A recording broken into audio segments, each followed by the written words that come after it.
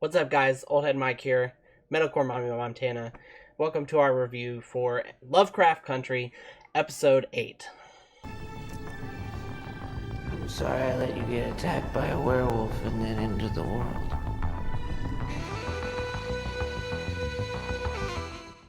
Alright, so this one brings back the horror. We didn't have that a lot in that. The last episode was mostly, was more sci-fi. So this one starts off like super on par with everything going on. They have the little boy Emmett Till. So they have the little boy Emmett Till that's been like killed, and they're having a memorial for Which, him. by the way, is a real thing that happened. I had never heard this story before. Actually, there's a group on Facebook called HBO Lovecraft Country fans, I think. And when they showed the kid in I think the third episode, he was the one with at the table with the Ouija board, and people in the group were saying, "Oh, that's this kid Emmett Till," and apparently that's a real thing that happened a long time ago. Got killed, as they say in the episode. So it's kind of a dark opening because it's real life.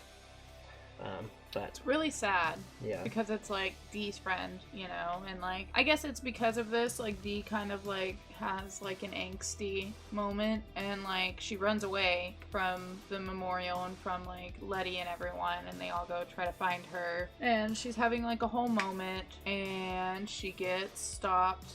These girls are laughing at her. I don't know why they were laughing at her, because she was like crying or something, I guess. I don't know. These girls were laughing at her, and she like screams at them and starts throwing rocks at them.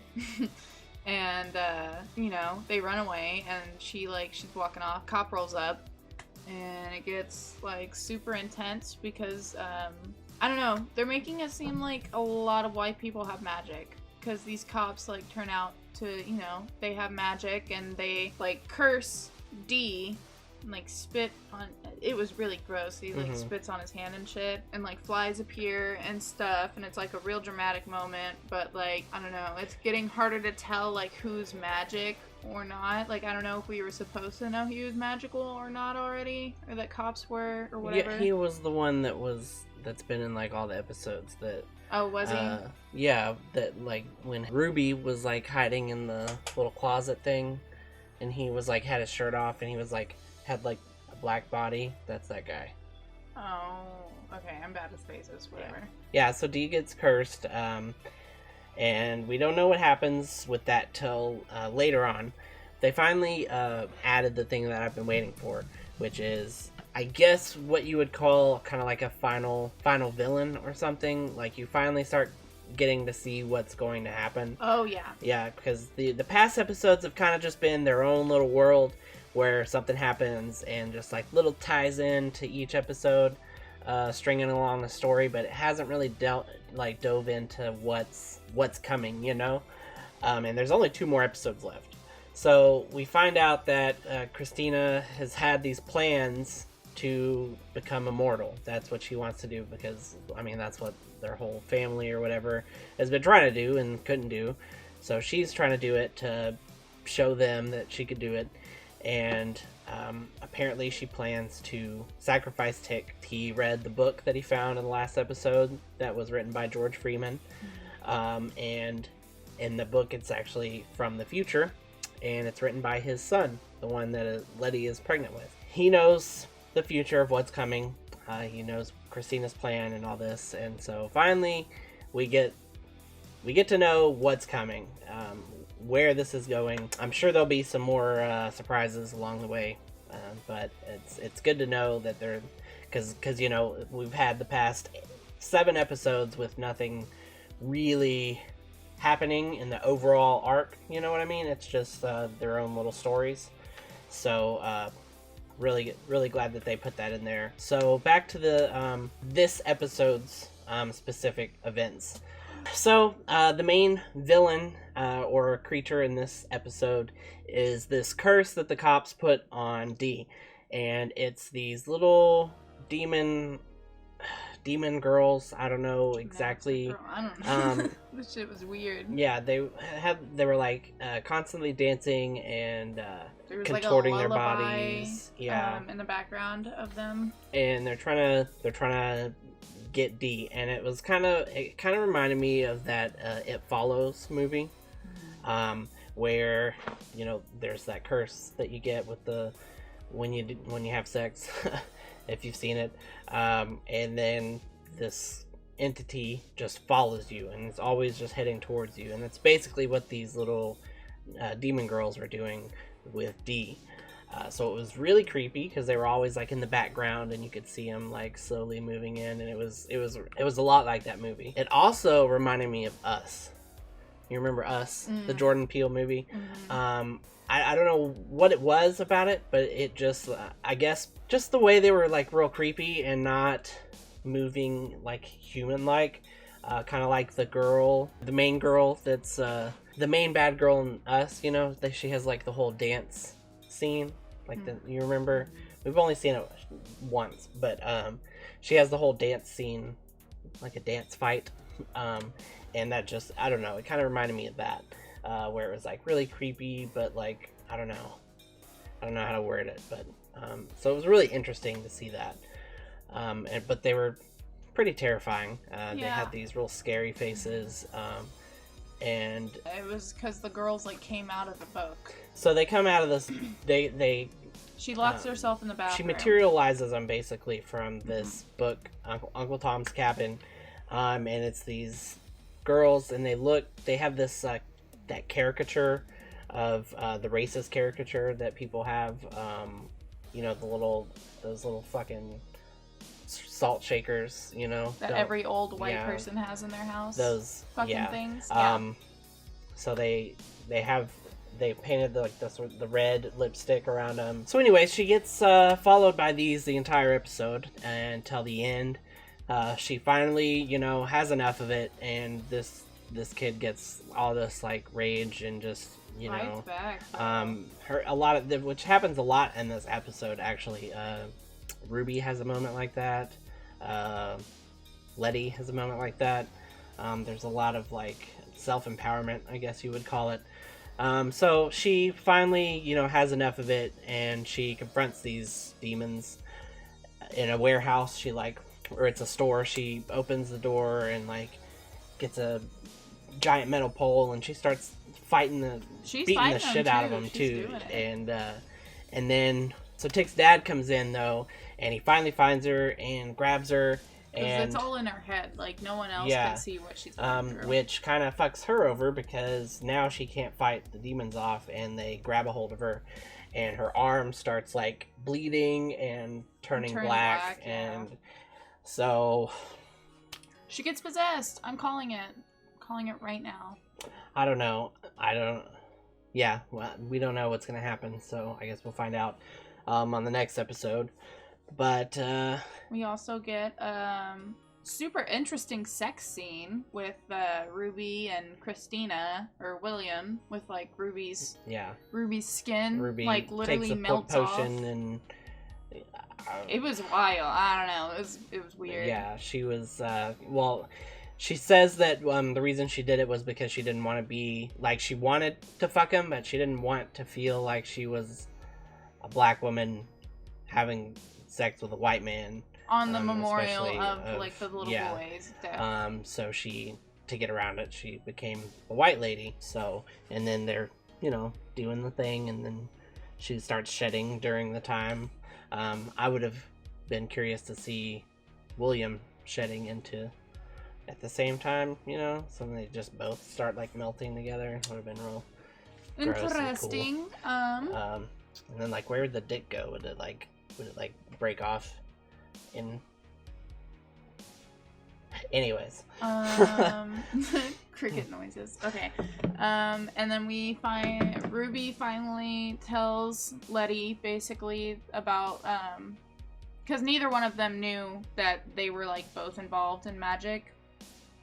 So Ruby finally, tells Letty that she's involved in magic, and she also knows that Letty is involved in all of it. Yeah, she tells her everything. She's like, I've been turning into a white lady. I know what happened to George. She knows everything.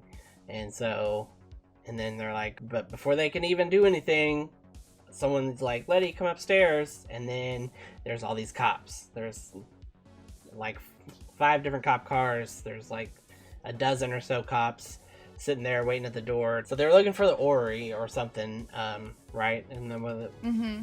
Yeah, the cop had asked Dee if she knew what an orrery was when they stopped her. Yeah, so they're everyone's trying to get this fucking orrery. And turns out there's that protection spell keeps the cops out, or well, the main cop, the bad one. He has magic. The magic one. Yeah. And so they're like, all right, well, fuck it. And so they start shooting holes in the house. Yeah, because they can't come in. And then you see that Letty has this protection spell now that she got from Christina, because the bullets are like flying by her and just like pinging off. And Tick walks up and he's like, what the fuck? And the cops are like, they aim the guns at him. They're like, put your hands up. And they fire a gun. And Letty sees this. Yeah, and, she starts running out. And runs out. And so they fire the gun, and this giant demon dog from the first episode, completely unexpected, just jumps out, and it's like, it looks different and bigger than all the other ones. It's like all black. And had like pores in his head and some shit. Came out of the concrete. And apparently it was this. It was from the spell that Tick and his dad did earlier when they were trying to make him invulnerable to keep him from Christina killing him. And they're like, nothing happened, and so this is apparently what happened. Now he has a protector, and it mutilates, kills the fuck out of those cops. Yeah. It's amazing, awesome. And then 10/10. Yeah, and so it's pretty cool. And then the demon dog comes up to him, and he's like, oh, I'm about to die, and he like puts his hand up, and he starts like pet moment, and then he like touches it, and he's like, oh, okay, well, I guess the spell worked. We get like a scene of Christina going out to the lake or whatever, to a dock with the police officers, like a couple of them, and they're like, oh, have you ever done this before? And we think it's just like a spell, and then they start beating the shit out of her. They literally they put the barbed wire around her neck and like throw her in the water with a weight on her ankle, and she like comes up and she's not hurt or anything.